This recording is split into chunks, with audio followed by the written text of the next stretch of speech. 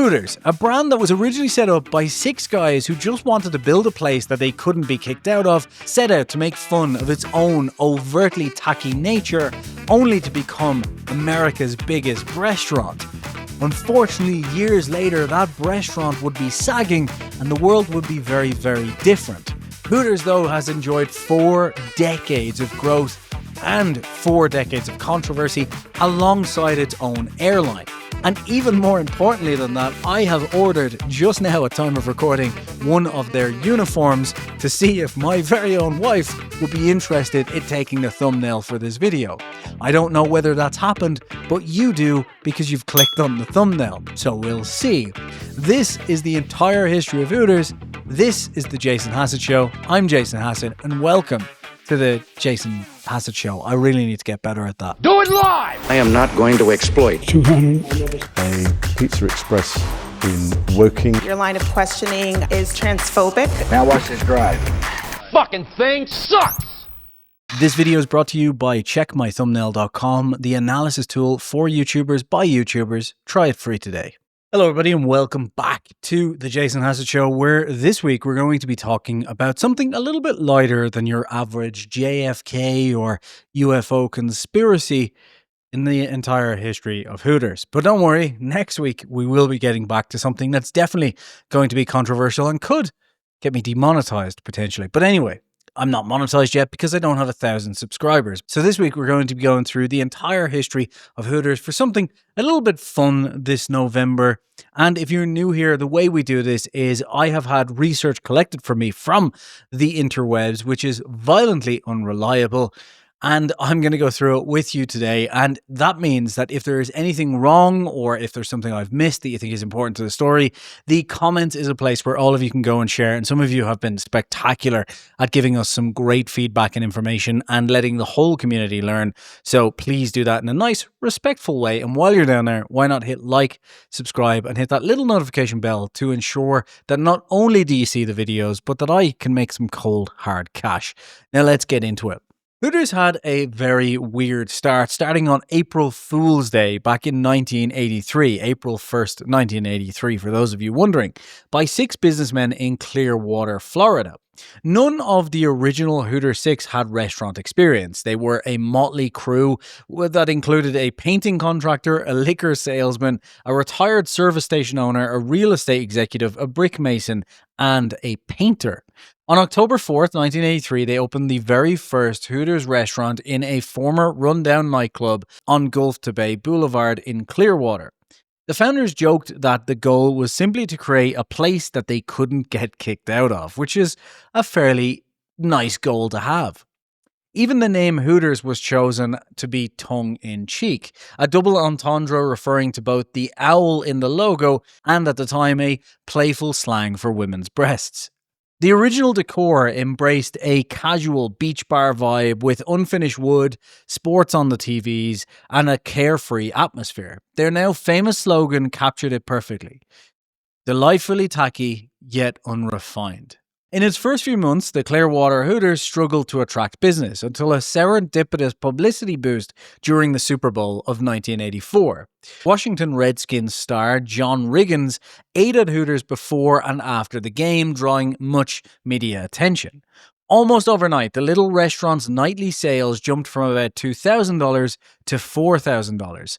This buzz proved the Hooters formula could work. Cold beer, spicy wings, sports, and friendly young waitresses in tight orange hot pants had serious appeal. Who knew that that would attract the attention of men? Who had any idea? The founders began seeing lines out the door and 2-hour waits, validating their offbeat concept. And it was in late 1984 the original owner struck a deal to expand. They sold franchise rights to a group of Atlanta investors led by Hugh Connerty, forming neighborhood restaurants soon named Hooters of America Incorporated. Under this deal, Hooters of America gained rights to open Hooters restaurants worldwide, while the original Clearwater Group retained a 10% ownership of HOA and a small royalty on sales, as well as rights to operate their own Hooters in the Tampa Bay area. With Connerty at the helm and later an Atlanta food supplier named Robert H. Bob Brooks, Hooters embarked on rapid growth. By 1985, the chain had 11 restaurants, 9 in Florida and 2 in Atlanta, and was earning about $16 million in annual revenue. Hooters was on its way from a one-stop gag to a bona fide business. And this is kind of ridiculous when the entire point of the original Hooters was to be kind of a joke on itself. A surf shack vibe with sports and women in those. It was intended to be kind of tacky 80s vibe. And it worked. From the start, the founders realized the Hooters girl waitresses were central to the brand's identity and marketing. In 1985, they launched the first Hooters calendar featuring their most popular Clearwater waitress, Lynn Austin. After noticing Lynn's magnetic, photogenic appeal, co-founder Ed Drost even submitted her photos to Playboy, resulting in Lynn Austin becoming Playboy's Miss July in 1986, getting the entire centerfold, complete with a blurb about Hooters. This brought national exposure to young brand, and suddenly people across America learned about Hooters, and Lynn Austin became the first in a line of famous Hooters spokesmodels who to this day take up the most important issues, from climate change to, well, other things, I'd assume. Years later, Lynn's success would inspire Hooters' ongoing calendar program and annual swimsuit pageants, further cementing the Hooters girl in pop culture.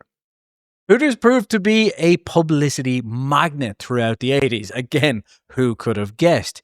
When a Soviet boxing team visited Tampa in 1986, their dinner at Hooters made the local paper. A photo of a burly Russian boxer being served wings by a girl in her tight tee captured the brand's quirky East meets West charm during the Cold War. More like a hot war. You see. In 1987, Hooters even made a leap to television. A local late-night show called the Hooters Night Owl Theater debuted in Tampa, starring Lynn Austin as host. The show featured Hooters girl introducing B-movies with tongue-in-cheek humor and SNL-style sketch comedy. It became a cult hit, syndicating to 13 markets under the name Hooters Movie of the Week, and for a time even outrated competing sports broadcasters. And the TV show actually ran until 1995, when a legal dispute that we'll get onto between the original founders and Hooters of America caused a rift and cancelled the show. By the end of the 1980s, the restaurant chain had planted itself as a homestead of American culture that served hot wings and even hotter waitresses. A theme bar that didn't take itself seriously, but combined the three important things that every man wants: sex appeal, sports, and humor. That's all we want, guys, right? The early 90s saw Hooters grow from a regional novelty into a national chain. By 1991, it had over 50 restaurants across several states and was topping $100 million in annual revenue. The menu, initially just beer, wings, burgers, and basic bar fare, gradually expanded, but the core draw remained the same. HOA, now led by CEO Bob Brooks, aggressively opened new locations, crossing the 100 restaurant mark by the end of 1993 and reaching $200 million in sales. The brand also spread abroad for the first time in the mid-90s, seeking to replicate its US success overseas. By 1997, the brand was catering to all walks of life and ages, in the company's words, offering a cure for the common restaurant on a global scale. Hooters began popping up in Canada, Mexico, and beyond, and laying the groundwork for a presence that would eventually span 29 countries by the 21st century. True to its sports bar DNA, Hooters seized high-profile opportunities in sports during the 90s. Notably, in 1992, the brand sponsored an underdog NASCAR driver, Alan Kulwicki, in the Winston Cup Series. In a story fit for Hollywood, Kulwicki, driving the Hooters number 7 car, clinched the 1992 NASCAR championship, famously doing a Polish victory lap in reverse around the track. But this unfortunately turned to tragedy on April 1st of 1993 when Kulwicki died in a plane crash alongside Mark Brooks, the son of CEO of HOA, Bob Brooks. And the loss shook the Hooters family. Bob Brooks launched the Hooters Cup Racing Series in 1995, a lower-tier stock car circuit that kept the Hooters name in sports for years. Hooters also dabbed in other sports ventures. It sponsored an arena for a football team and even had a brief stint sponsoring a college bowl game in the 90s. All of this fame and growth, though, quickly brought controversy, as you can imagine. As Hooters expanded, critics blasted it over its overt sexualization of waitresses, and in 1993 a high-profile sexual harassment lawsuit was filed by 3 ex-waitresses in Minnesota who alleged male managers had groped and verbally abused them. The case, which also demanded Hooters change its skimpy uniforms and even its name, grabbed media attention across the nation. Hooters essentially said that it had not created any sort of hostile environment and that nobody had to work there if they didn't want to. No one was forced to work there.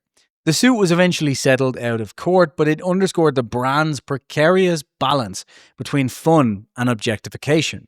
Women's rights groups frequently decried Hooters as degrading, and one attorney famously dubbed it the world's first restaurant. Hooters, for its part, argued that many of the girls found empowerment and financial opportunity in the role, and that customers could simply vote with their feet and not come back if they didn't like it. The tension between feminist criticism and personal choice became an ongoing theme of the story of the brand. The most dramatic controversy, though, weirdly enough, was actually its fight with the US government over its female-only hiring. In 1991, the Equal Employment Opportunity Commission launched an investigation, and in 1994 it concluded that Hooters' refusal to hire male servers violated anti-discrimination laws. They demanded that Hooters pay $22 million for damages to men who were denied jobs and even set up a fund for male employees training. The threat struck at the heart of Hooters' business model, the very concept of the Hooters girl. In response, Hooters went on the offensive with a splashy $1 million PR campaign in 1995. They cheekily hired a male actor to don the Hooters uniform and ran full-page ads with the taglines, "Would you hire this man?"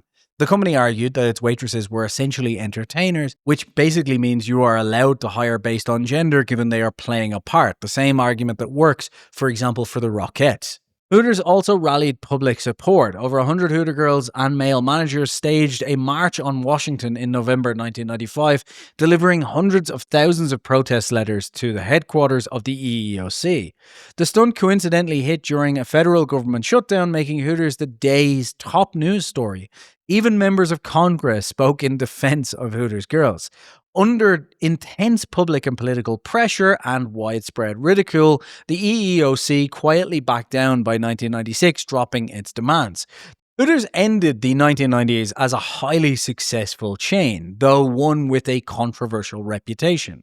By 1996, it boasted around 192 locations, with 57 company-owned and 135 franchised across the US. And they were overseas as well, bringing in $300 million in system-wide sales. The girls themselves became American pop culture icons, appearing not in just the restaurants but on billboards, in glossy Hooters magazines, in calendars and pageants, and making appearances even at sporting events, kind of bringing the whole thing full circle. The brand's irreverent style and all-American sex appeal were both its biggest asset and a lightning rod. As one columnist in 1996 put it, Hooters' concept would offend only the worst sort of prig. But undeniably, offend it did. In the 2000s, though, Hooters would spread its hot wings past its restaurant walls and decide to branch out into other businesses. And perhaps the boldest move of all of this was Hooters Air, the company's very own airline. Starting in 2003, 2 Hooters Boeing 737s took to the skies, featuring flight attendants in orange shorts and offering cheap fares to beach destinations. It was a short-lived experiment, shutting down by 2006 after fuel cost spikes and low demand, but it exemplified the brand's willingness to gamble on its playful image. Hooters also ventured into Las Vegas, opening the Hooters Casino Hotel off the Strip in 2006. The casino hotel, complete with a Hooters restaurant inside and memorabilia like Alan Kulwicki's actual NASCAR car on display, touted itself as a cure for the common casino. While never a top resort, the Vegas property kept the brand visible in the entertainment capital. It also continued sponsoring sports and events, and it ran its own minor league auto racing series, the Hooters Pro Cup, as well as sponsoring a women's pro golf tour, and even backed college football bowl games like the Hooters Hula Bowl in 2006. By branching into airline, casinos, sports, Hooters sought to leverage its brand beyond just wing joints, essentially selling a lifestyle of fun. The 2000s also saw Hooters accelerate its global expansion. After cautiously entering a few international markets in the 90s, Hooters kicked into high gear in the mid-2000s, opening franchises across Europe, Asia, Latin America, and even the Middle East. By 2003, Hooters had a presence in countries like Argentina, Brazil, Mexico, Singapore, worldwide basically, most places you can think of. Each new location mixed the classic Hooters formula with local twists, for example, adding region-specific menu items and sometimes tweaking store layouts to fit cultural norms. International growth had become so core by 2023 that about 18% of Hooters restaurants were actually outside of the US, and the company planned aggressive moves into places like Europe, Southeast Asia, and even India. As you can imagine, some of these overseas ventures had hiccups, but overall Hooters built a global fan base, and by the end of the decade Hooters could be found from London to Shanghai. And the brand boasted it was known in virtually every corner of the world.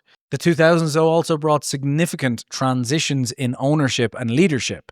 Hooters of America's driving force, chairman Bob Brooks, passed away suddenly in July of 2006. Brooks, who had taken over the franchise rights in the 80s and grown Hooters into an empire, was seen as the larger-than-life chair who became the worldwide wings commander. His son, Kobe Brooks, assumed leadership of Hooters of America in 2006, but the family ownership era was nearing its end.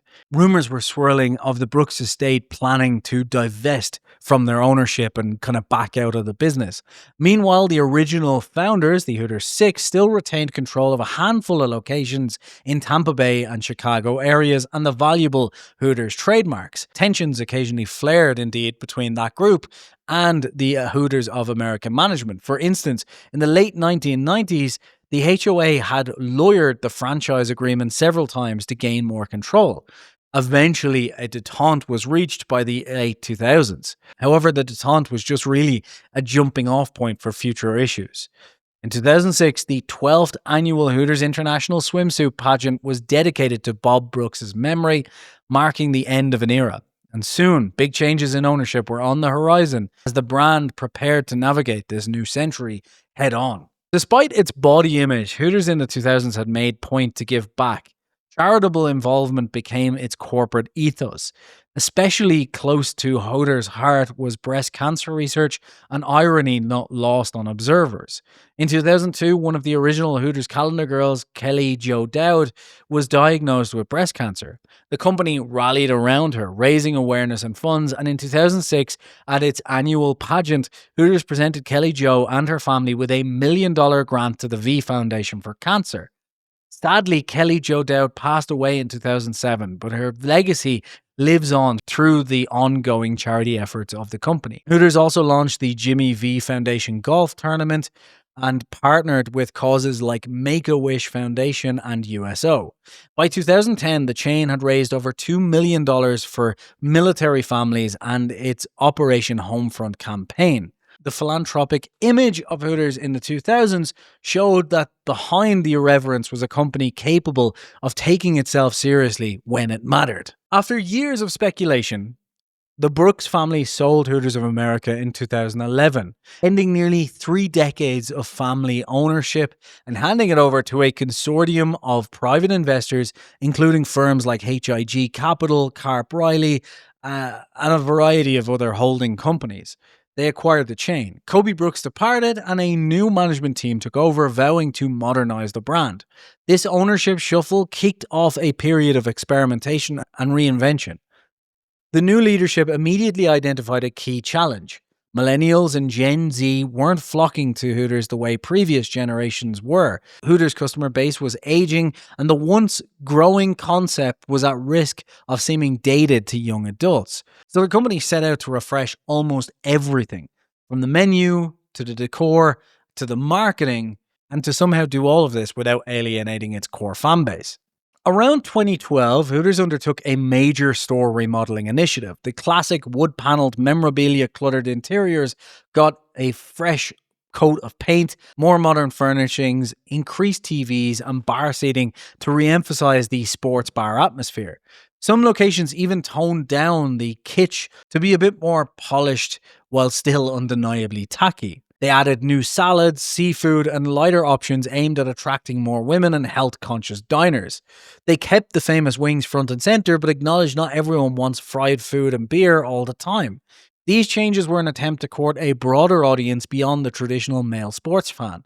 Hooters also started marketing itself as a family-friendly destination, emphasizing its humor and hospitality and noting that minors were allowed in most locations, a position that would later draw quite a bit of criticism. Essentially saying, yes, we're the place with scantily clad servers, but we're also harmless fun for everyone. And this is where I think things start to go wrong, because I think the thing is there's a lot of other family-friendly restaurants out there that don't have any of this controversy.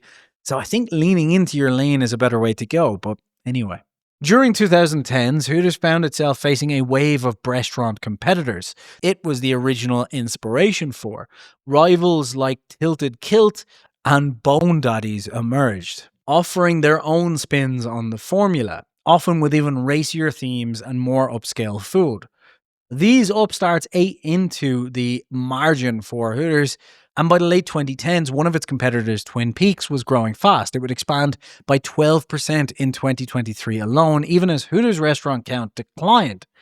To keep up, Hooters experimented with a new concept. Some locations introduced full bars with full-on cocktail services to compete with the nightlife-oriented rivals, and a few tested slight uniform tweaks like form-fitting black tank tops in place of the classic white t-shirt for evening shifts. The brand's marketing also began to lean more into sports fandom, signing partnerships with athletes from NASCAR like Chase Elliott, and positioning Hooters girls as cheerleader-like figures for big games. Despite all these efforts, Hooters found itself more and more sharing the scantily clad sports bar niche with a variety of other competitors, and it forced it to up its game or lose relevance. In a particularly bold pivot, they began a one-off restaurant in 2017 called Hoots Wings. The new fast casual concept stripped away most of the controversial aspects of the brand. There was no scantily clad uniforms at Hoots Wings, and female servers wore modest t-shirts and jeans, focusing purely on food and quick service. The idea was to offer Hooters famed wings and sauces at a more modern, mildly packaged location without the sexualized element. Hoots was essentially Hooters answering to the rise of fast casual chains.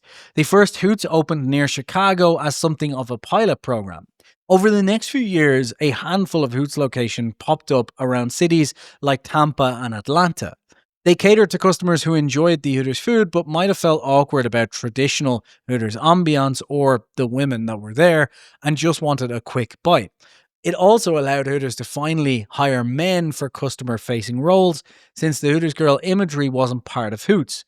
While this experiment remained small in the 2010s, it signaled Hooters' awareness that society's tastes were changing and that it was willing to try new things. Which is a weird way to put that, given the context. Like many restaurant chains, Hooters in the 2010s also had to adapt to the delivery boom. The company embraced online ordering and delivery early, even before the pandemic forced the issue.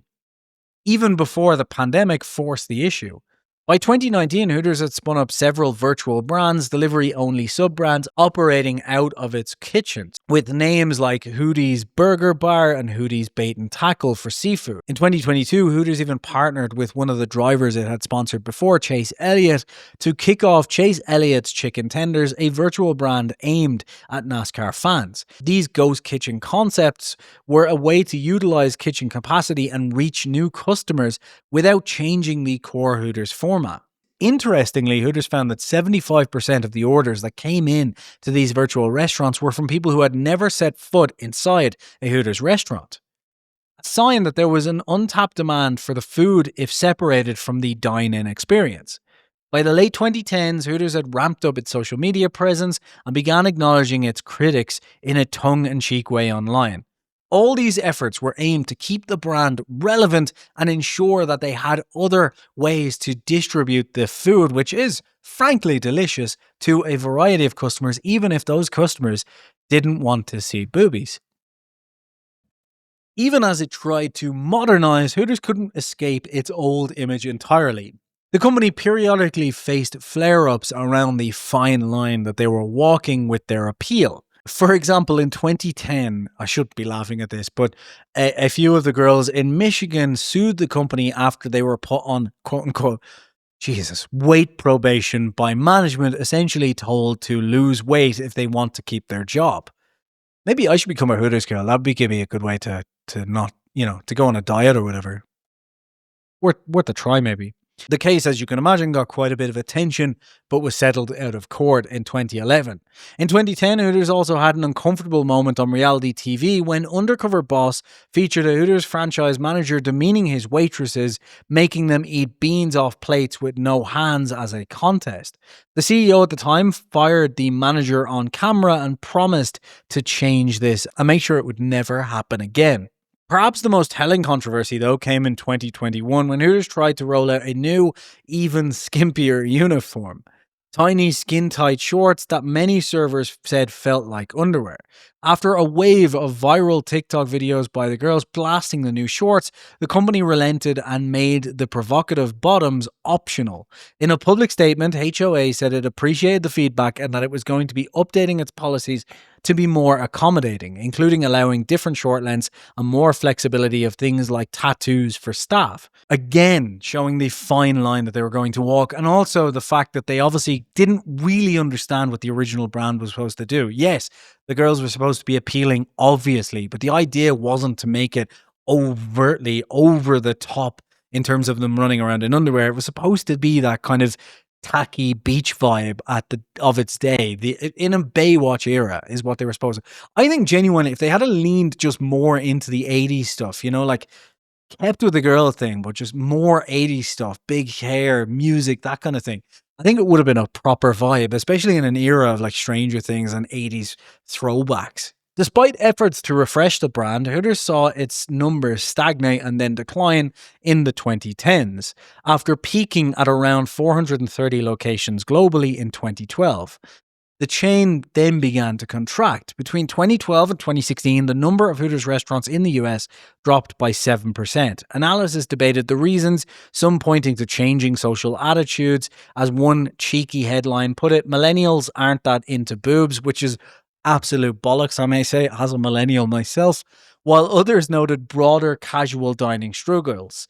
Hooters denied any notion of a full-on crisis. In the late 2010s, it even debunked viral rumors that it was shutting down to reinvent itself to appease millennials. Nonetheless, its footprint did shrink. The pandemic, obviously, when it comes to restaurants in general, dealt a huge blow, especially in some countries where the lockdowns went on seemingly forever, not as much here in Mexico, but a huge blow to everybody. The pandemic dealt a heavy blow to Hooters, a place that thrives on crowds. Hooters struggled with lockdown and capacity restrictions, and many Hooters locations temporarily closed or shifted to takeout, but wings and beers aren't quite the same when they're boxed up to go. Franchisees reported that with 50% seating limits and no bar traffic, the Hooters model became unsustainable for some units. A number of older Hooters restaurants that shut temporarily in 2020 never reopened. And by the end of 2021, Hooters had 37 fewer restaurants than it did pre-pandemic. Even as sports bars and casual dining began to recover in 2022, Hooters' overall footprint kept shrinking.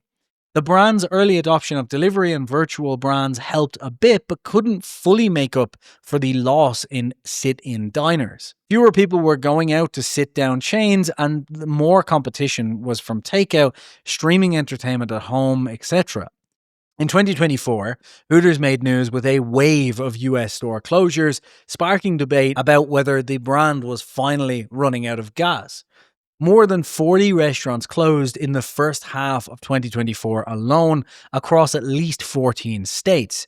Some states saw multiple Hooters disappear virtually overnight, with Texas alone seeing 17 of them disappear, and the company explained the closures are necessary due to the current market conditions. But cultural commentators, as you can imagine, couldn't help but comment on the fact that this was clearly to do with the brand's image itself.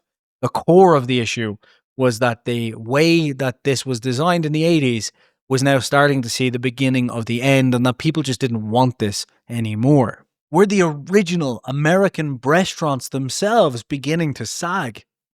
I couldn't help it. America in 2024 occupies a different universe than the one Hooters entered in the 1980s.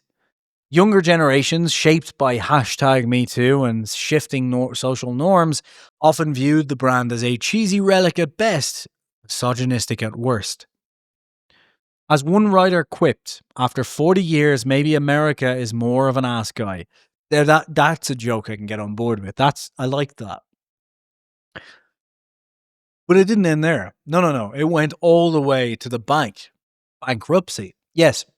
In April of 2025, Hooters of America Incorporated, the company that had taken over in the 80s most of the franchises, not the original 6, filed for bankruptcy in April of 2025 for Chapter 11 bankruptcy protection to be exact, and the filing, which pointed to mounting debt and the challenging post-pandemic environment, was timed just after Hooters' 42nd anniversary.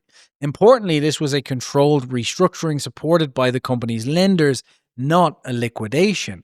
Hooters announced it had planned to emerge within a few months by selling all of its remaining company-owned restaurants to a group of established franchisees. In short, Hooters is pivoting to a pure franchise model. Instead of Hooters of America owning stores, nearly all locations will be independently owned, with HOA just collecting royalties and focusing on the brand. The model is seen as lower risk and capital light, and as part of the bankruptcy, Hooters secured $40 million in financing to keep operations normal during the transition. Executives reassured that our renowned Hooters restaurants are here to stay, framing the move as a positive step to restore the brand back to its roots and improve financial stability. And the original Hooters Inc. group, the Tampa and Chicago founders, would regain a larger stake via a buyout of corporate stores. Hooters was back on track to exit bankruptcy and continue operating in roughly 200 to 250 locations in the US, most of which were obviously franchised, and another 100 internationally. So for over 4 decades, this little kooky brand that was set up to be completely tacky beach sports bar vibe had gone from thriving around the world to being groped at by cancel culture. I don't know. Look, I think the thing is, there's all things for all people, right? And at the end of the day, sure, it doesn't really fit in with most of our world, but that's kind of what makes it fit in. And I think sometimes people like to pretend that certain appetites, certain feelings aren't there anymore. Like at the end of the day, it's not like strip clubs and so on are closing down. There's plenty of them around the world and they're continuing to grow. So there's clearly some men interested in this. And I think in some ways, this is at the very least a better way of doing it than that. Like it's serving good food as long as it's managed correctly. Obviously, I think they went way too far with the change in uniform back in, I think it was 2021, it said, for example, or 2023. Like, there are things where it goes way too far. And I also think that at the end of the day, like, they should probably have a version of this, if not the same version of this, where they have, like, good-looking guys as well in kind of skimpier uniforms. Because I think there's plenty of women who would go to that kind of place as well. And by the way, I know they would, because I've gone to certain restaurants around the world that have gone on the exact opposite idea and thrived. So I think it's just this thing of, like, you know, pretending that men don't want this is kind of ridiculous. Sure, a lot of them don't or whatever. But look, at the end of the day, we are beings that need to reproduce. Like, if we're going to try and suppress all of that, then why did we move away from Catholicism in the first place? I think finding that fine line is the main point. You know, making it so it's not objectification in the like cruel sense of the word. If it's just a bit of fun, I think the original uniforms, you could even tone them down a little bit and it would still be fine. You know, like just that playful attitude. But then again, I am pushing 40, so I'm probably lost in the past. You can let me know in the comments below. And I do really, really want to know now. By the time I finish this, I ordered one of the uniforms to see if the wife would be interested in taking a photo for the thumbnail. And I guess you'll know by now if that has happened or not. Either way, subscribe, and thanks so much for watching. I really appreciate it. Till the next one, this has been the Jason Hassett Show. Do it live! I am not going to exploit. A Pizza Express in Woking. Your line of questioning is transphobic. Now watch this drive. Fucking thing sucks!